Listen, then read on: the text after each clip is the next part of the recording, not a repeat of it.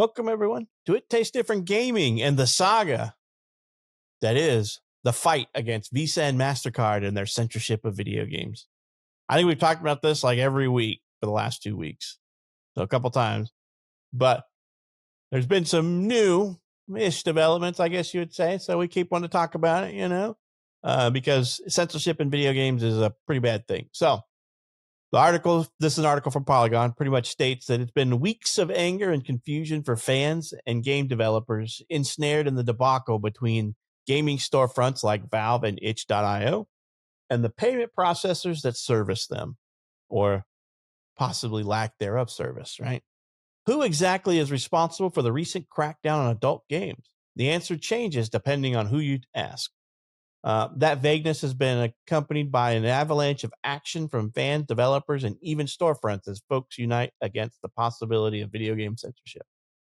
So at first, Steam and itch.io had just said payment processors, right, were the reason why the games were delisted and removed. But then MasterCard came out with their own little thing and been like statements that it wasn't us. We didn't do any of this. So it basically turns out that it's probably a combination of things. But according to this article, a group called Collective Shout is claiming responsibility for it. Sounds almost like we're talking about a terrorist organization, right? Has claimed responsibility for the recent thing. It's almost what it sounds like. So both platforms, both Steam and itch, decided to pull or de-index certain games was motivated by the fear of losing access to major payment infrastructure that their storefronts rely on. Itch.io went one step further and stated that the responsible party was an activist group known as Collective Shout, which spent years waging campaigns against games depicting violence against women.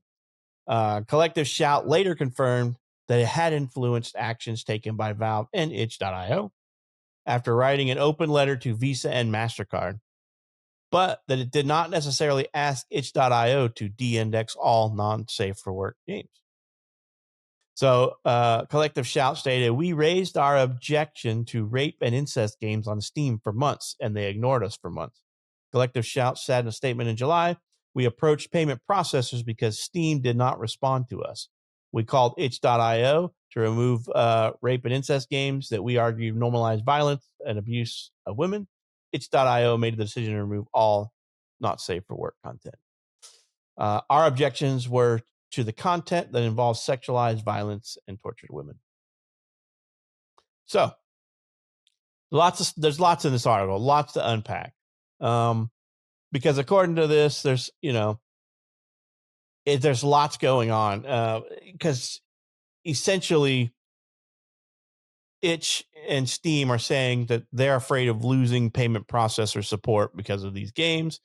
MasterCard and Visa said, as long as it's legal, we're good. But then according to what itch and Valve have said, is that they were told that that their protections in place weren't suitable enough. So somebody's lying, right? Somebody's not telling the truth. Somebody's hiding information. So the article goes on to say, so Visa and MasterCard didn't ask storefronts to censor their games. What in the world is going on? The answer is unclear because Valve insists while MasterCard did not discuss anything with the maker of Steam directly, other payment processors, pretty much like the network, right, that the payment processors travel on, and banks communicated the issues to them in their stead. Valve said in a statement to Kotaku that it cited two payment processors, its 2018 policy to distribute games that are legal for distribution. Payment processors allegedly rejected this policy, citing a MasterCard rule, a spokesperson said, in reference to the payment processors regulations around the sale of illegal material or goods that threaten to damage the brand's image. So if the payment processor, is worried that you're going to damage their image with the content that you're selling through their storefront or through their processing, then they can deem it no longer do business with you. So there's a lot of stuff going around. So in light of this, some games have come out and put their game out for free, so they can't be so they're not monetized and they can get their game out.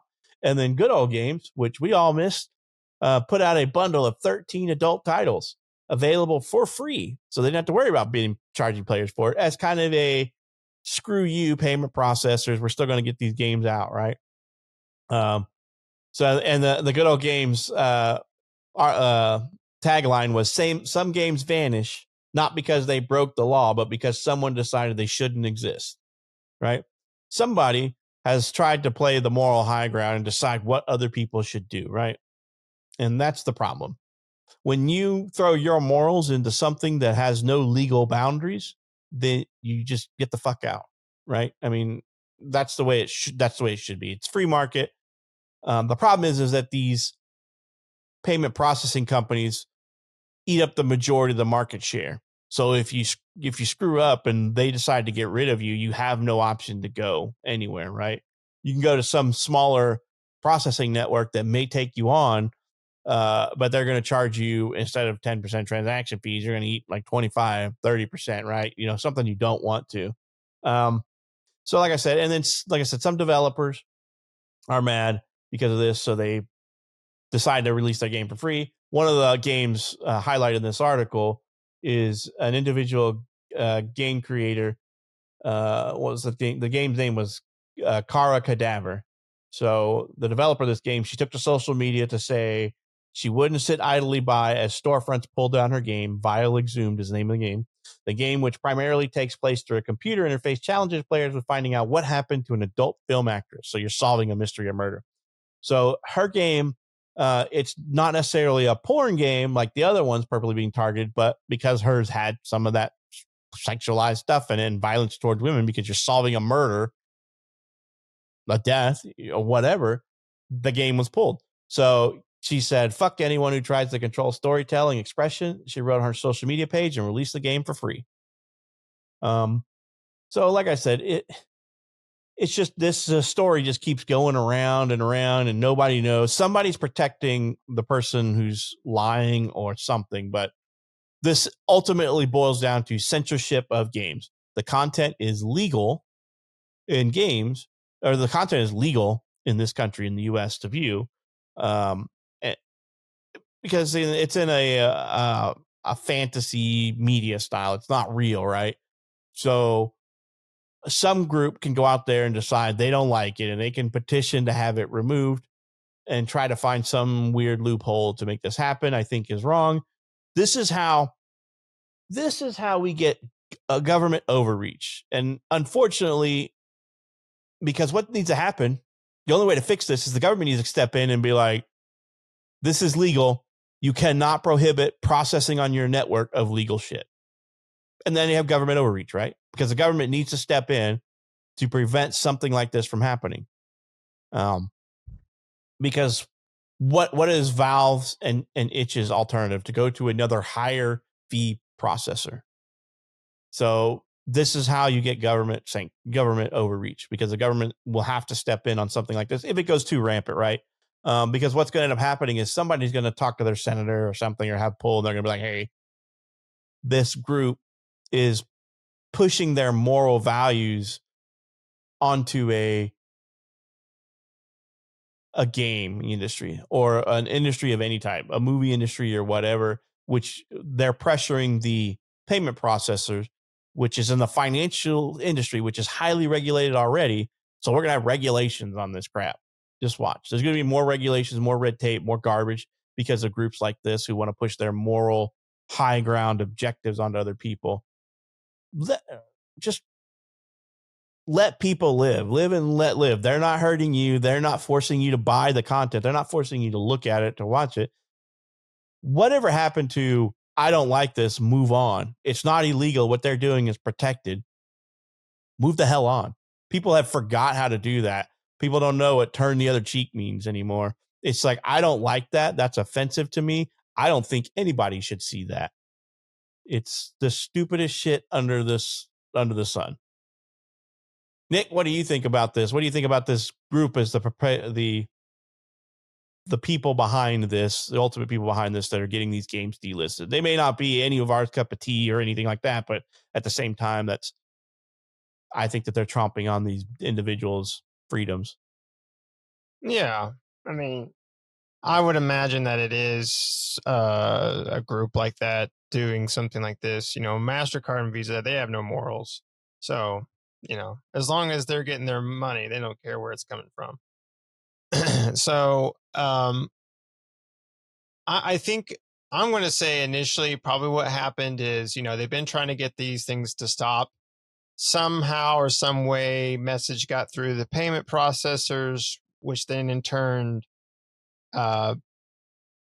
somehow got convoluted in the whole messaging, like, that game of telephone or whatever, where then all of a sudden the payment processors are panicking because they're thinking like some legal action's coming down, and then that gets to Valve and itch.io and all these other, and then this whole thing blows up, right? When really this group was trying to stop Steam and MasterCard and Visa from doing these things, but MasterCard and Visa were making money and like, hey, it's legal, so sorry, we're gonna, we're making money, so we don't care. So I would say that's probably how it got to where it's at. But yeah, I mean, like, there's definitely things for groups to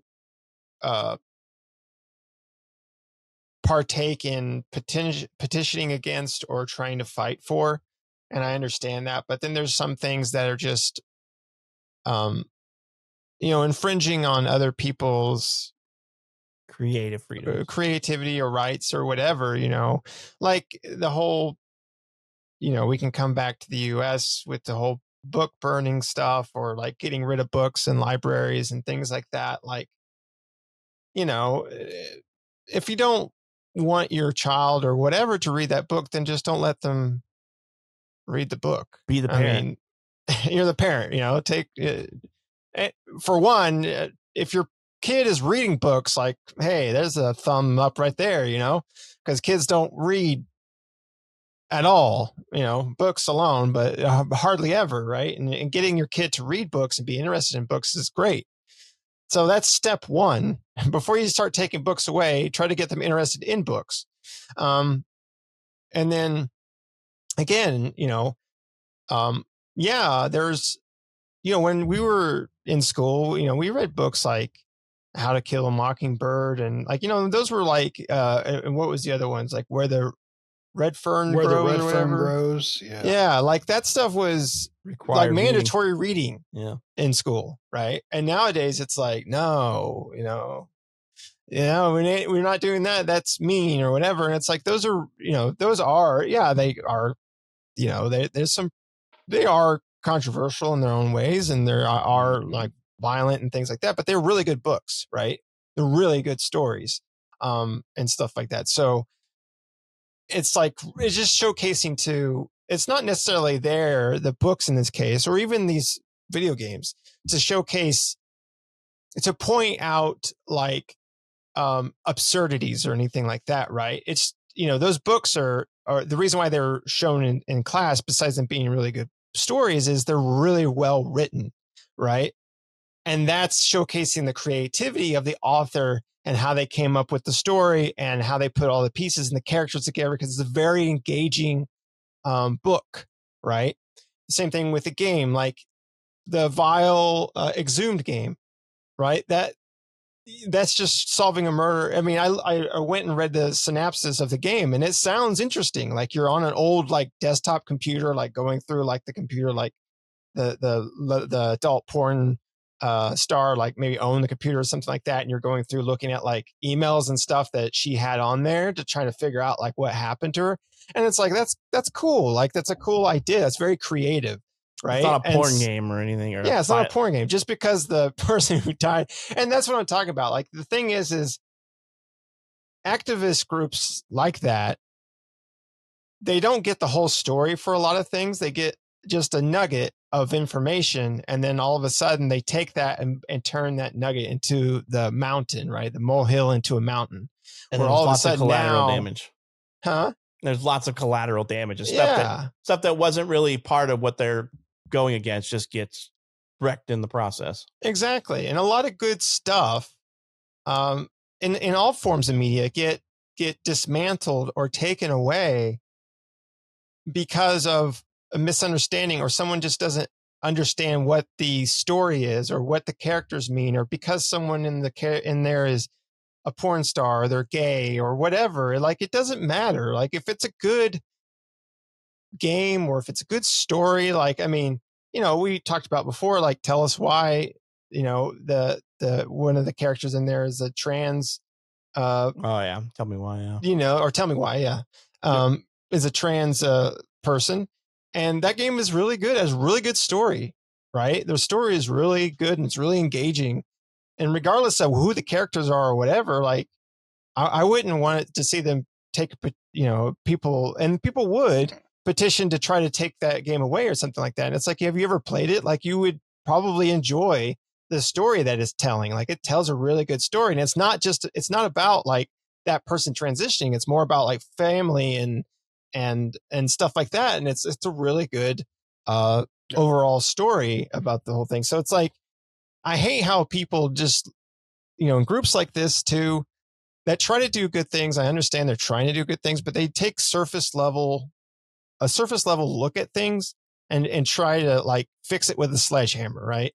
They're like, aha, I see the one nail. And they grab the sledgehammer and they go at it, right?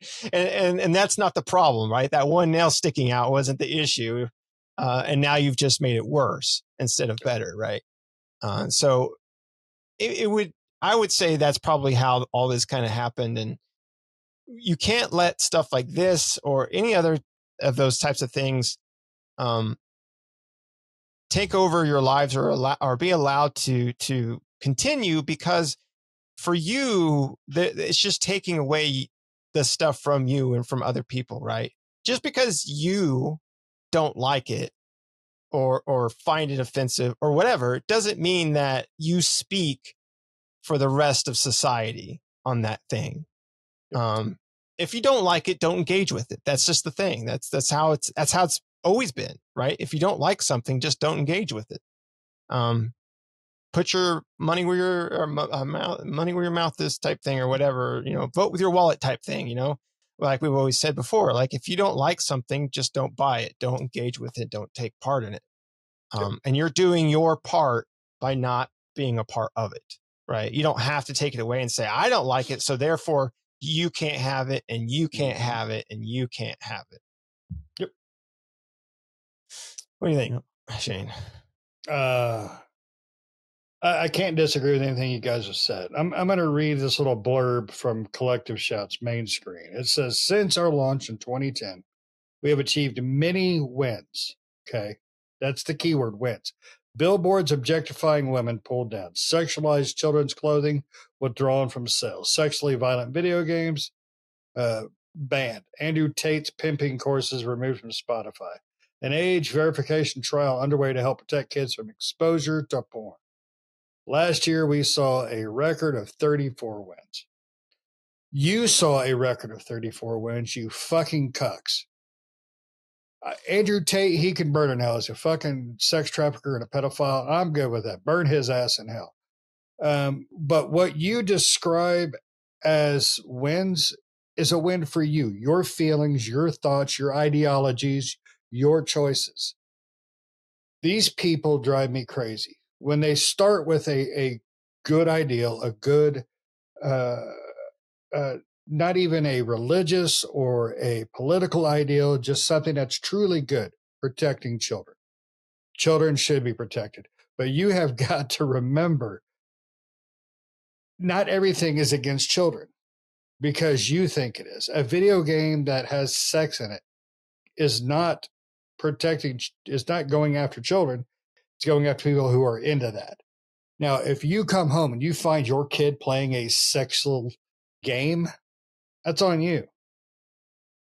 Plain and simple. It's on you or little Billy's friend or little Susie's friend or whoever.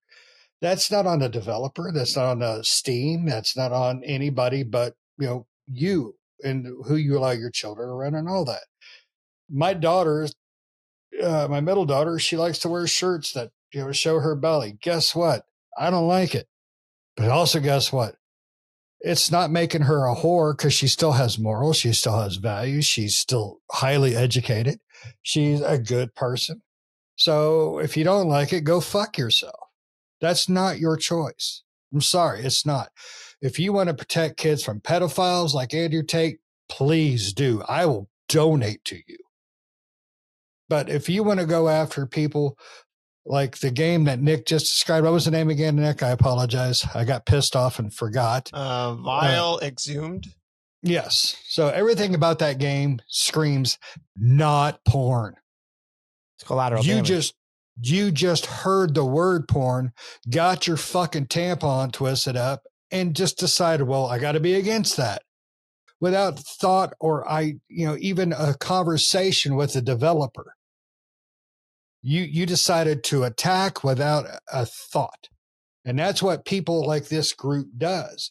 They started off with a good cause, and I agree, protecting children is one of the greatest causes. But they took it too far. They want to control. They want power. It's just like politicians and these fucking preachers. Those are the worst fucking people. Pardon my language. You know what? Fuck that. I'm not going to apologize. Those are the worst goddamn people. Every time you turn around, a guy who says he's been trying to protect children for 20 years has been found raping them for 20 fucking years. A politician trying to ban, child porn. Well, guess what? He was making it with his niece and nephews. These scumbags are the worst people on the planet. And just because they pretend to protect or pretend to want to protect, they usually turn out to be the worst damn people. So I don't think your ideology should fall on me, just like my ideology shouldn't fall on you. The only time that we should have a conversation about conflicting ideologies is when they actually are conflicting. Protecting children, I completely agree. But if you say, what was the other one? Sexualized children's clothing withdrawn from sale. Again, I don't like my daughter showing her belly. But if she's still a good person and she's smart and, she makes the right choices, I don't like guys looking at her, but guess what? That's just the way the world is. She could be wearing a fucking nun's habit and still get looked at because she's a beautiful young lady. Showing belly just gets a little more look. So what you described as sexualized too. What is your description of it? I mean, a child running around with her hoo-ha sticking out, that's sexualized. But just because they show a little belly button or a piercing on their belly button or their skirt comes up to the top of their knee and not the bottom, that's not sexualized. That means you're fucking low if you think that's sexualized. Right.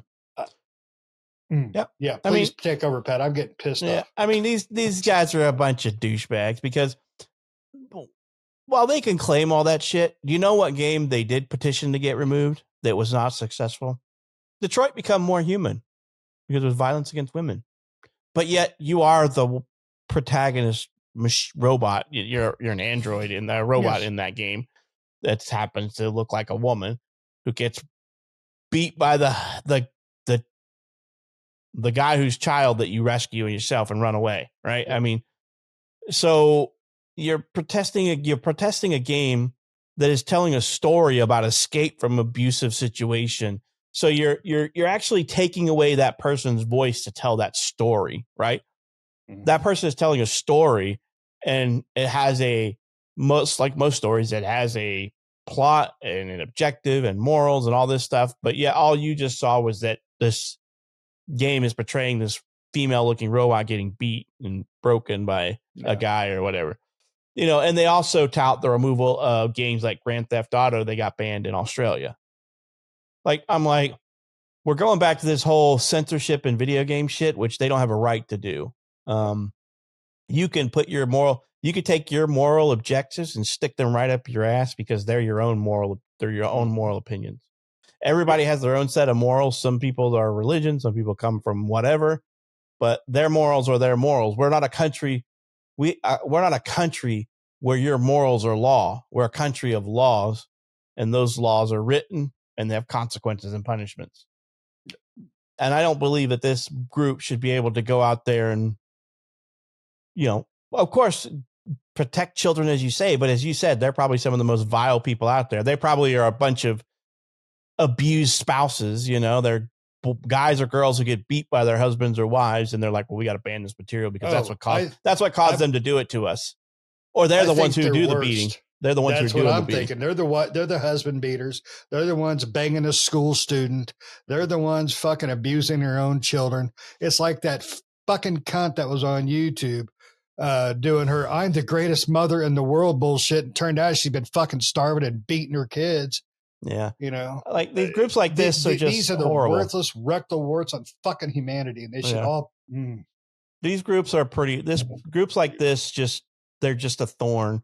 And like I said, all they really end up doing is causing unneeded regulations and things like that. So that's what's going to happen. They're going to cause unneeded regulations on the gaming industry, because the gaming industry escaped government regulations once with Grand Theft Auto, the original, right? Well, that was the whole thing where they're like, hey, we'll regulate ourselves with the SRBs.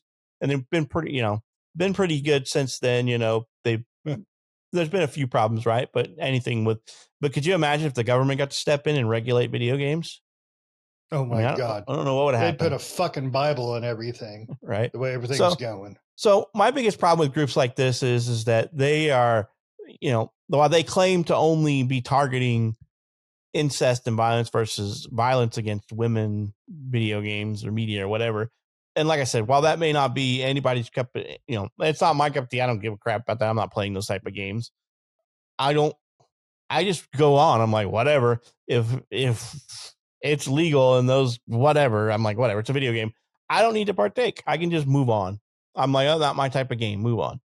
So, but if we start letting our feelings get in the way of everything, it's just going to be a giant, like, gray world eventually.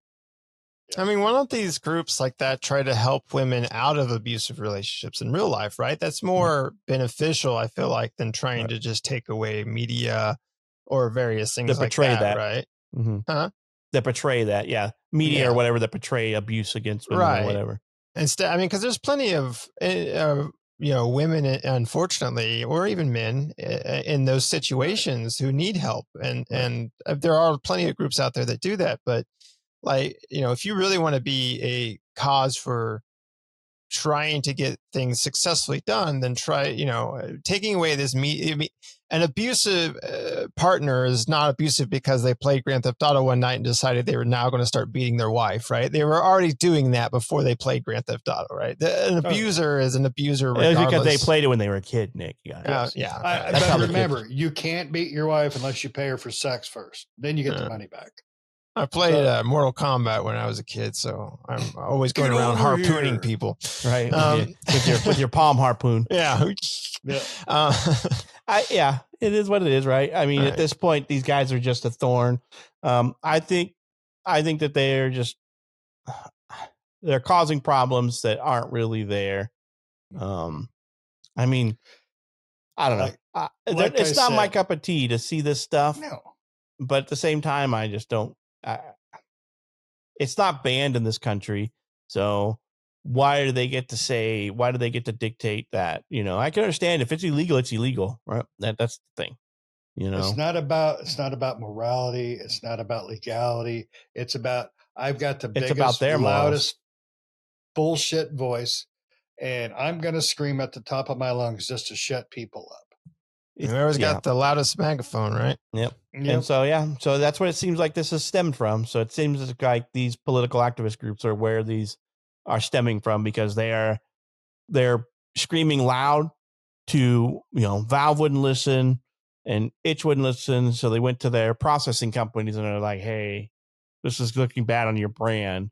And so that seems like how they're getting this loophole, because it can make MasterCard and Visa look bad because they're the payment processors for these, or the payment networks for these guys.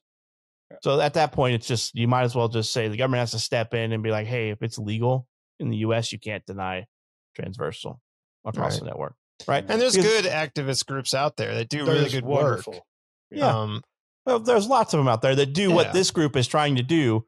There's also lots of them out there that do that, but there's also a lot out there that do great work and do beneficial stuff. It's like this group is like protecting children. We have the ones that, protecting children, or like moms against whatever, like that type of stuff. Like there's a lot of those activist groups out there that, and you're exactly right, Shane. they're the worst. And whenever it does eventually come out, like the head of the group was a pedophile the entire time, or had Grooming like children, shit, or right? grooming children, or had like child porn on their computer the entire time, or whatever. I mean, always, you see that stuff all the time. Like the people that protest the most seem to be the worst ones, right? When it comes to being 100% guilty of doing the same, the thing they're protesting about. Right. Yeah. Those who preach moral authority are 90% the worst people on the planet, and the ones doing everything they preach against. You know, the do as I say, not as I do, liberty. right? Yeah. The Moms Against Liberty, one of those ladies, oh, you got to be better, follow Jesus. She was, getting a train ran on her by a bunch of dudes. And then, the preachers, obviously those fucking groomers, I won't let my kids go to a church. I mean, they wouldn't do it when they're adults. That's fine. But no, they're not allowed to do that shit. Not while they're children. Not going to allow it. Ain't going to happen. That Texas or Oklahoma, I think it was, the school guy. Oh, we're going to put Bibles everything because we're the better people. And the motherfucker's got porn going on during a meeting or some shit. But he's still the moral authority. God, it drives me. I'm going to mute. I'm getting morals are like assholes. Everybody has one. Right? Everybody has their own morals. Yeah, just like opinions. Those morals are full of shit like assholes. Right? They smell like it, yeah. So, like I said, I think we're going to get into some really bad territory if we keep going, because we've already kind of started to get that way. But, let us know what you think down in the comments. What do you think about this group? Them silencing these legal media, these legal games and legal media on these platforms. What do you think about that?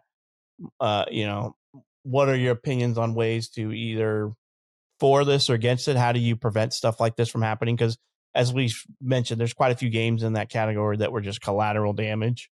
What happens? How do you protect that? Instead, you get the yay for them. They got the one thing they were after, but they caused hundreds, if not thousands, of collateral damage products along the way. Right? They don't care about those. They're not going to tout those losses.